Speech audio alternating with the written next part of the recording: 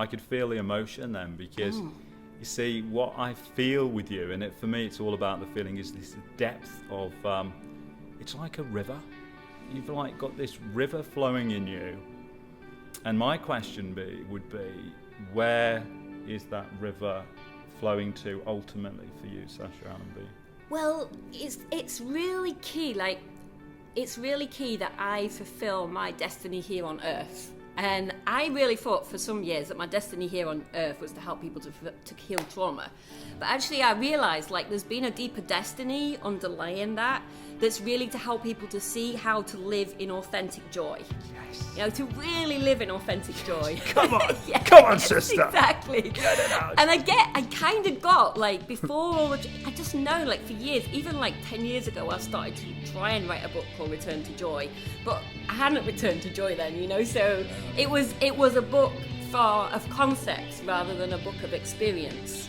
And now I'm really experiencing life in that way. I get that my destiny here on Earth is to really help other people to get that too. You know, to really, like, first of all, take care of it within myself so that I can spread that wave out to others. It's really what it's about for me, first and foremost. Yeah, that wave. So the one question that I think I would want to know, looking at you and considering all that you've done with your publications, with your books, with your life, knowing some of your past through what I've read, is like the part that was devastating, that was devastated, you've left it behind. Yes. And again, I'd say for others, you know, which is what we're all about, isn't it? Sharing what we've experienced. Totally. How have you moved through that to a whole new level of consciousness, really? I think the key is that there was an imprint of trauma in there that I don't process my life through. But when I was in that imprint of trauma, I didn't know that there was going to be a time beyond that kind of thing. A lot of people don't really talk about the time beyond trauma. You know, when you're in the healing of trauma, all everybody talks about is the healing of trauma.